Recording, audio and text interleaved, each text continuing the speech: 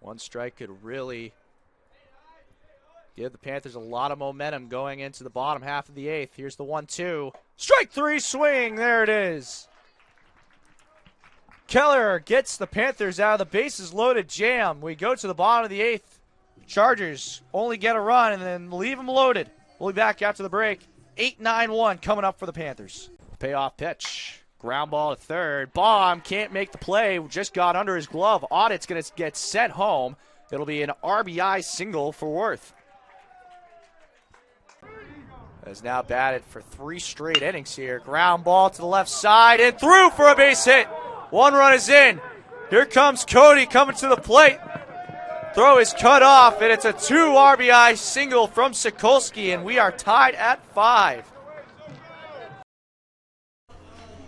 So Marshall Donohue's day has come to an end here from Plymouth State. Good outing from him, only giving up 1 run today as he goes 3 innings, 2 hits, 1 walk, 1 strikeout, and 1 run given up, and that was on the home run by Maldry. As new arm on the mound for the Chargers is going to be Justin Powers. 9.64 ERA, 0-3 record, making his 7th appearance on the season. 18 2/3 innings of work, 33 hits, 28 runs, 20 of which are earned, 6 walks, 14 strikeouts, and a opponent batting average of .351 and a whip of .209.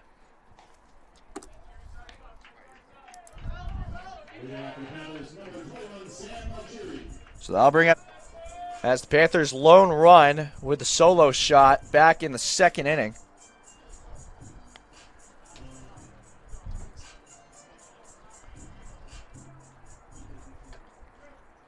Yeah, this is a big at-bat for Powers, just coming in, now having to face batter who's now hit a solo shot for the day.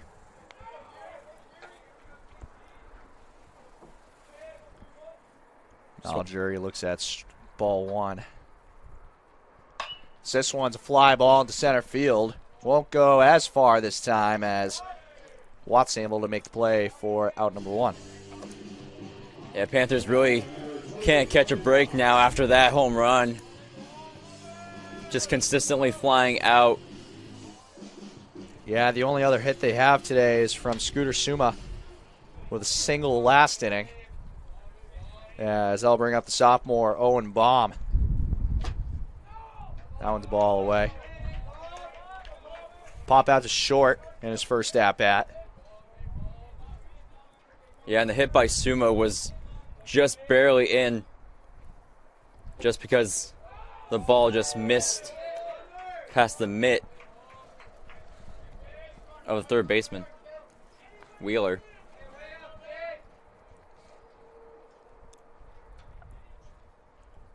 .2-0 from Powers. Breaking ball in there for strike 1.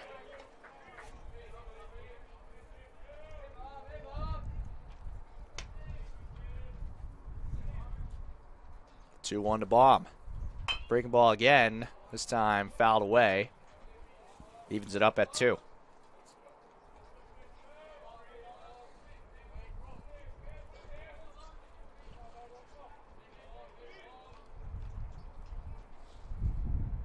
Payoff pitch to Baum. Foul tipped. They're going to say into the mitt maybe? No, they're going to say foul ball. Just got out of the mid of Cruz, so Baum gets another life.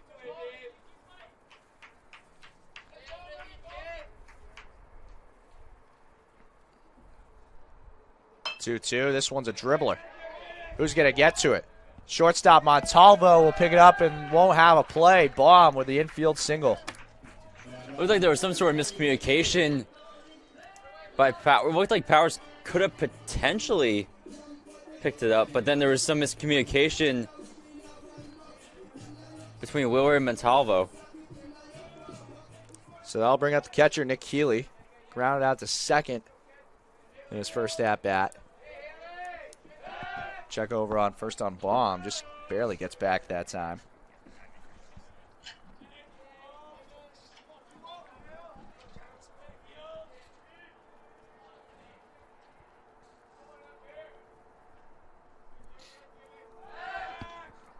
Check on him again.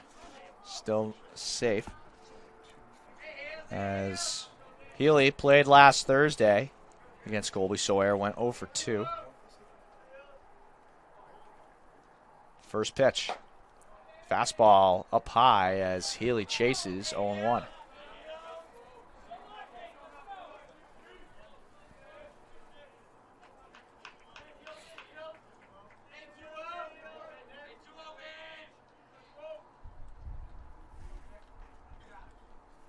One is a line drive into left field and a base hit.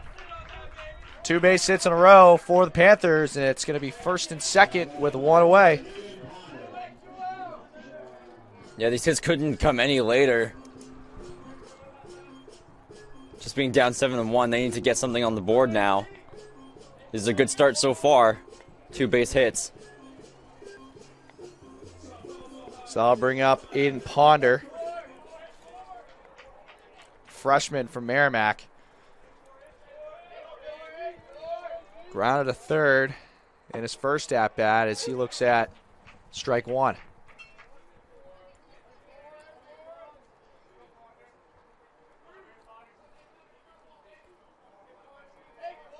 Ponder went 1 for 2 with a double and an RBI and 2 runs scored against Colby Sawyer. Ground ball to first. Throw over to first as Powers is there to cover. And there's out number 2 as McLennan able to make the play. Runners advance to second and third. So Ponder does a job. That'll leave up Tyler Hicks. 2 on, 2 down.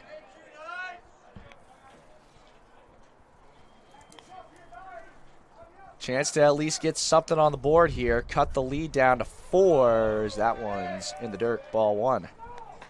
Yeah, Hicks really needs to bring Baum home here. Potentially even both runners home.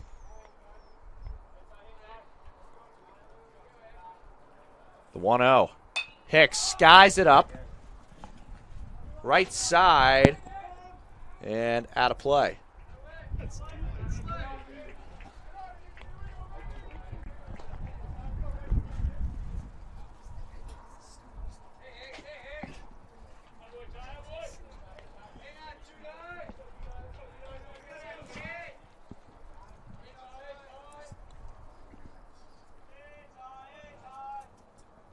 Plymouth able to get a couple hits here in the fourth as Hicks, brave take there, 2-1. But Plymouth with 2 hits coming into the 4th inning, able to rack up a couple here. Here's the 2-1. Hicks looks at ball 3. Hitters count now for Hicks.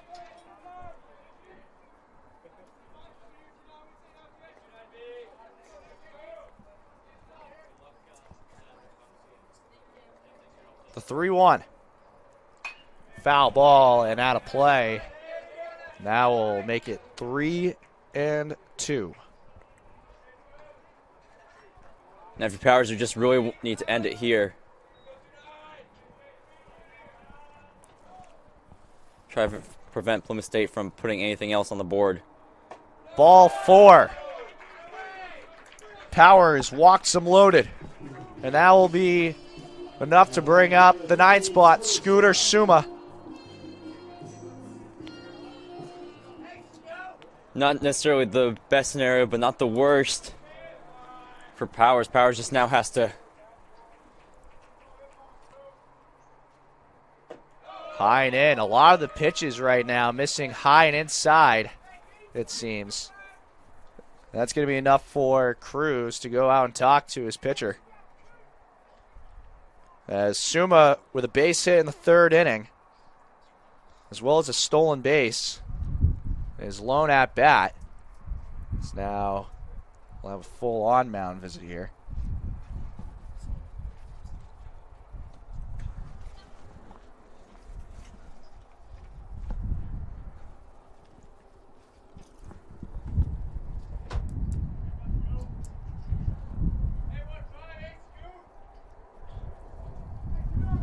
Plymouth State's in-person MBA program is open to students from all majors. A business background is not required. Plymouth State offers graduate degrees in business, education, and health and wellness. Learn more at plymouth.edu/grad. 1-0 the count here for Suma. Inside, catches the corner, 1-1.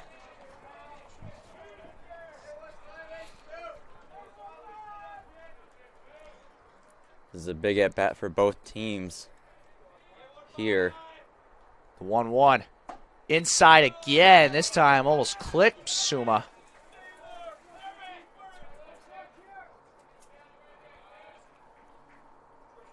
Two and one.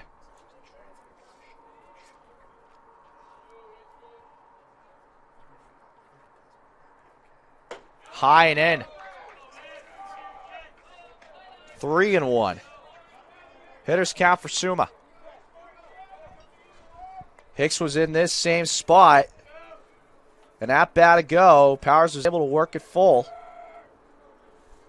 The 3-1 to Suma. Ground ball. Shortstop. Montalvo goes to third. They get the out. The run will not score as the Panthers leave them loaded. Powers able to get out of the bases loaded jam. We stay at 7-1 with the Chargers holding on to a 6-run lead going to the 5th inning. We'll be back here on the LEC Network. Hello, Rocks fans. My name is Chris Costas here for the Brockton Rocks post-game report as we have the winning pitcher, Logan Lawrence. Complete game shutout, 1-0 victory for the Brockton Rocks. Logan here, 7 innings of work, 3 hits, 1 walk, 7 strikeouts. Logan, thanks for joining us. Thank you. I mean, just initial thoughts. What a great win for you guys in general, especially against the top team in the league, Worcester Bravehearts. Just give me your initial thoughts after that one. Honestly, I was only supposed to go 1 or 2 innings. And I just kept telling my arm felt good, so I kept telling Coach Logan, like, you know what, another one. Come out, another one. Just kept going all the way to the end, and I just told him, I was like, this is my game, so I'm going to keep it going. Yeah, I mean, what a game in general, too. I mean, granted, the offense wasn't really doing a job, but you and the rest of the defense in general was holding up your end of the bargain. Just kind of talking through what that means for you to be able to kind of have the team on your back like that. It makes it a lot easier, especially I told Danny that double play. Stuff like that is a big mental thing for me. I told him he might not think it was as big as it was, but it gives me a lot of, mental help. Like, okay, I have a defense behind me. I don't have to strike everyone out, stuff like that. Now, kind of just go through that last whole spot. 2 outs, you got a runner on third. Kind of a dicey situation. What's going through the mind at that point? Well, velocity was kind of down a little at the end. I kind of, towards the back half of the game, was mainly my changeup. And I was kind of going back and forth between the two, and I was just praying on that 2-2. This kid wasn't either sitting changeup or, it was good enough that he wasn't going to hit it. And one of the two must have happened, so felt good. Logan, thanks for joining me. Thanks for having me. That'll do it for us here for the Brockton Rocks post-game report. Rocks with a 1-0 win in Game 1 of this doubleheader, as they'll have Game 2 at 6:30 here at Campanelli Stadium. See you there. The senior from Leominster, Mass, Alex Perez, with 3 strikeouts, striking out the side to start things out for the Pilgrims as they hold a 2-0 lead going into the top of the second. 8-9-1 coming up for the Pilgrims. As Central Mass right there, that's where I'm from, showing out here on this Wednesday afternoon. Showing out with authority there, too. Yeah, breaking ball really working for Perez as he was able to get Baum and Tukolsky looking at curveballs as Dykeman able to respond with a strike, or first pitch strike here on Robertson, who steps into the plate. A lot of times, 2 strikes, you look for a pitcher to try to blow a fastball by you, so I think those off-speed pitches that caught Plymouth State batters looking, they just were expecting a fastball and got frozen. Nice pitch there. Pitch in the dirt, got Robertson chasing on that one. Aaron Robertson hitting 154 this year, 4 RBIs, 290 on base percentage, 231 slugging. The 1-2 from Dykeman just outside, 2-2.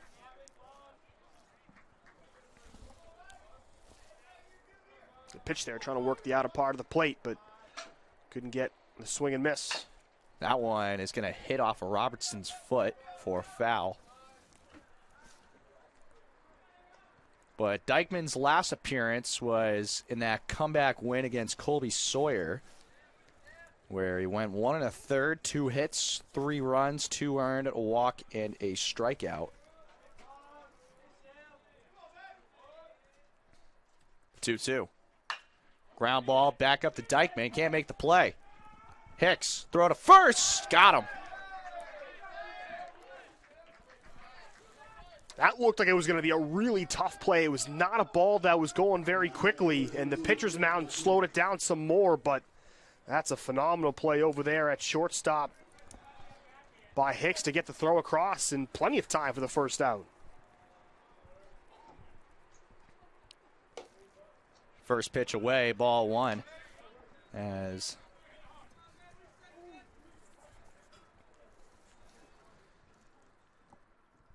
Martinez looks at ball 2. Harold Martinez hitting .222, only 1 RBI this year, but doing a good job getting on base with a .440 on base percentage this year.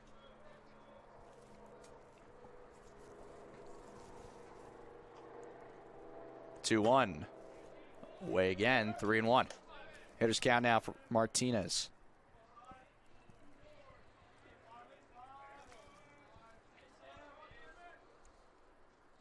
Dykeman trying to battle back as he gets Martinez to swing at strike 2. Full count.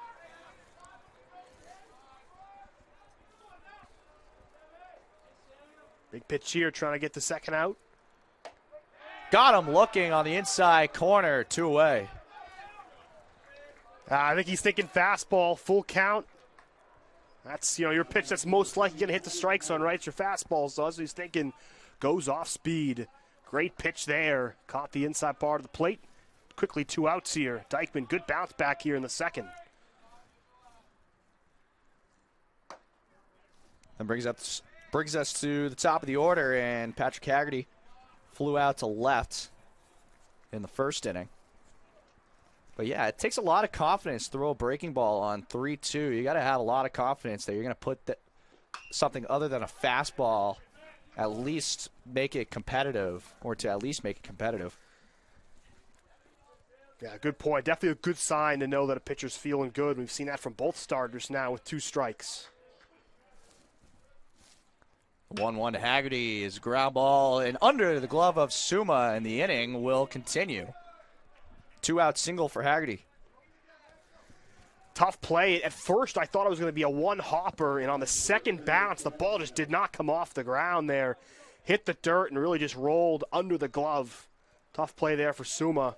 Looking for the one hop, but that ball just didn't really bounce for him. Went under the glove, so base runner here with 2 outs for the Pilgrims, looking for some more. So now we'll see Brett Patnode stepping in for the second time, as that will be ruled as an E4 on Suma. First error of the game for the Panthers, as good breaking ball there for strike 1. Yeah, I mean, it's definitely, he was there in time, just couldn't get the glove down on it, took a tough hop, so it definitely was hard hit, could go either way, but can't really argue that. Not really something you want to see either, considering Panthers had 7 errors in total in that doubleheader against Castleton, and 12 errors in the last 3, as Dykeman checks on Haggerty at first. At 5 in the comeback win against Colby Sawyer, 1 in the Game 1 win on Saturday, and then 6 in the 15-16 loss.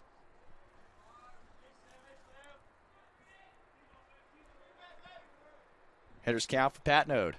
This one's a high pop-up, and that will get out of here in a hurry. Makes it full 3-2. We had one almost come in here a couple games ago. Fell right in front of our press box, but behind the backstop. I maybe could have made a play on it if I reached out. Yeah, I think if we got a little active, we could have made a play. I'll admit I froze a bit. The 3-2 is going to be put in the same spot. We'll do it again.